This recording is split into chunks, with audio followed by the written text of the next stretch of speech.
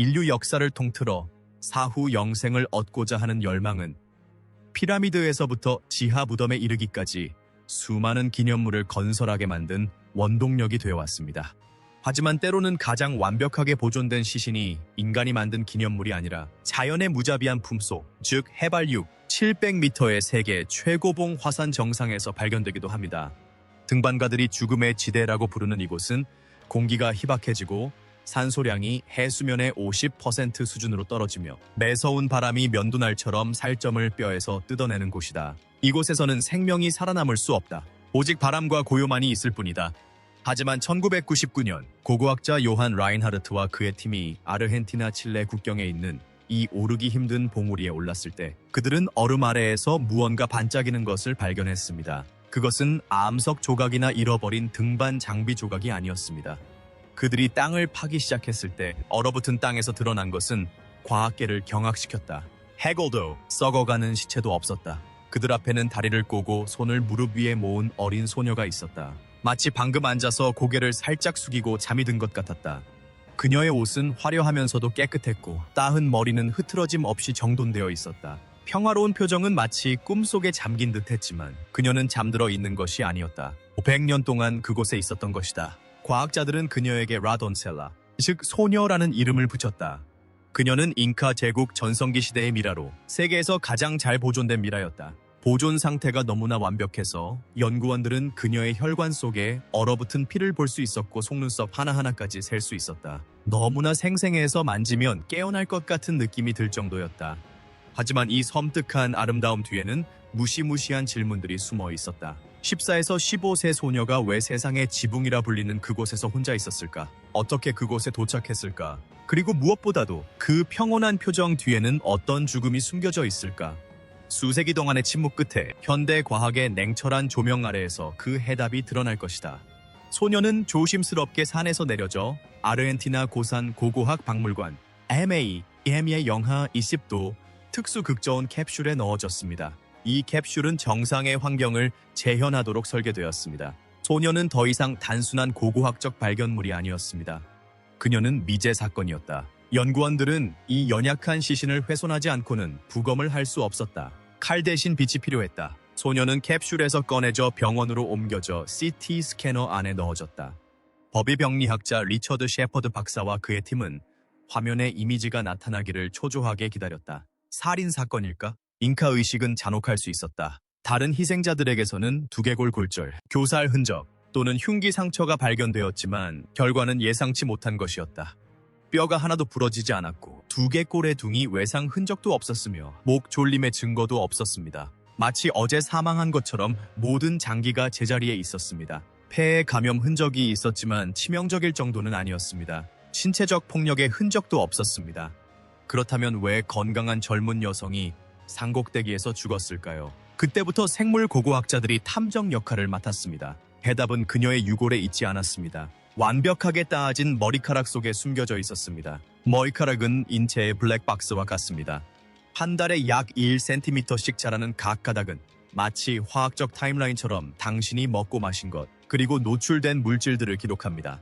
생물 고고학자 앤드류 윌슨 박사가 그 소녀의 긴 머리카락 샘플을 분석했을 때 그는 그녀의 생애의 마지막 인연을 알 수 있었고 그 결과는 비극적인 이야기를 들려주었다. 검사 결과 그녀는 사망하기 약 1년 전에 식단의 급격한 변화를 겪었던 것으로 나타났다. 그때까지 그녀는 주로 감자와 채소로 이루어진 서민적인 식단을 유지해왔다. 그런데 갑자기 그녀는 옥수수와 라마 고기를 먹기 시작했는데 이는 단백질과 탄수화물이 풍부한 음식으로 보통 부유층만 섭취하던 식단이었다.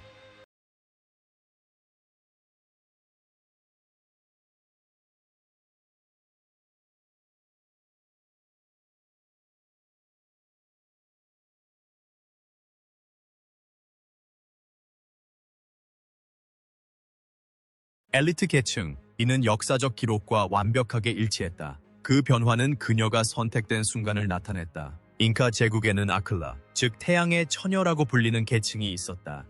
제국 전역에서 가장 아름답고 건강하며 완벽한 아이들이 가족에게서 떨어져 수도 쿠스코로 끌려왔습니다. 그곳에서 아이들은 여사제들의 훈련을 받고 신성시되며 여신처럼 살도록 강요받았습니다. 이 소녀도 그중 하나였습니다. 그녀의 지위는 점점 높아졌습니다.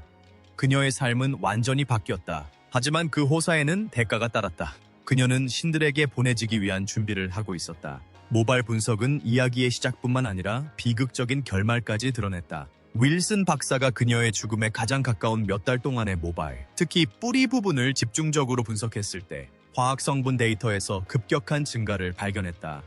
지난 6개월 동안 그녀의 코카인 원료인 코카 식물 섭취량이 급격히 증가했다. 안데스 산맥에서 코카는 고산병과 기아를 치료하는 데 사용되는 신성한 식물이었다. 하지만 그녀의 체내 코카 양은 정상적인 섭취량을 훨씬 초과했다. 더욱 놀라운 것은 그녀가 죽기 불과 몇 주 전에 코카인 재배와 함께 과도한 음주가 시작되었다는 점입니다. 그녀가 마신 술은 옥수수를 발효시켜 만든 맥주인 치차였습니다. 과학자들이 이러한 발견들을 분석하자 그녀의 마지막 여정이 드러났습니다. 그녀는 쿠스코에서 출발하여 사제들과 다른 재물들을 동반하고 수개월에 걸쳐 수천 킬로미터를 걸어 화산으로 향하는 순례길에 올랐을 것으로 추정됩니다. 그녀의 무덤에서 발견된 남성용 튜닉은 그녀의 아버지도 함께 여행했을 가능성을 시사합니다. 잉카 신화에서 이는 가족에게 큰 영광이었습니다. 코카인에 취해 있던 소녀는 점차 현실 감각을 잃어갔을 것이다. 약 700m 고지로 향하는 등반이 시작되자 희박한 산소와 혹독한 추위가 그녀의 몸을 한계까지 몰아붙였다. 정상의 기온은 영하 30도에 육박했다. 사제들은 그녀에게 마지막으로 코카인을 과다 복용하게 했다. 검사 결과 그녀는 사망 직전에 많은 양의 음식과 음료를 섭취한 것으로 확인되었습니다. 위장에는 여전히 음식물이 남아있었고 입술 가장자리에 희미하게 남아있는 구토 흔적과 치아 마모는 그녀가 마지막 순간에 스트레스를 받았으며 어쩌면 알코올에 대한 신체 반응이었을 가능성을 시사합니다. 하지만 그녀의 표정, 그 표정이 모든 것을 말해주었다. 모든 증거를 종합한 후 셰퍼드 박사는 사망 원인이 저천증이라는 것을 밝혀냈다. 하지만 이것은 등반가들이 느끼는 고통스럽고 떨리는 죽음의 공포와는 달랐다. 소녀는 코카와 술에 취해 깊은 혼수 상태에 빠져 있었고 의식은 흐릿했다. 그녀는 고통을 느끼지 못했고 추위도 인지하지 못했다. 사제들이 정상에 마련해둔 작은 돌방에 그녀를 앉혔을 때 그녀는 아마 저항하지 않았을 것이다. 그들은 그녀의 아름다운 옷을 바로 잡아주고 작은 인형들과 화려한 접시들을 그녀 곁에 놓아준 다음 아마도 마지막으로 쇼를 덮어주었을 것이다. 그렇게 앉아있던 그녀는 천천히 잠에 빠져들었다. 술기운과 극심한 추위로 인한 졸음이 뒤섞였다. 심장 박동이 느려지고 호흡이 얕아지더니 마침내 멈췄다. 고통도 비명도 없이 끝없는 침묵 속으로 빠져들었다. 과학은 알코올 중독, 저천증, 고산병과 같은 화학적 사실을 설명할 수 있다. 하지만 그 순간의 감정적 진실은 훨씬 더 복잡하다. 오늘날에도 그 소녀는 아르헨티나 살타 박물관에 특별히 설계된 유리방에 잠들어 있습니다. 방문객들은 종종 눈물을 참으려 애쓰는데 그들 앞에 놓인 것이 마른 뼈 무더기나 붕대로 감싼 이집트 미라가 아니기 때문입니다. 두 손을 무릎에 모으고 있는 모습은 마치 살아있는 듯 생생하다. 현대인에게는 비극적인 죽음이지만 500년 전 잉카인들에게 그녀는 가뭄과 기근으로부터 백성을 구하기 위해 신들과 소통하도록 보내진 신성한 사자였다.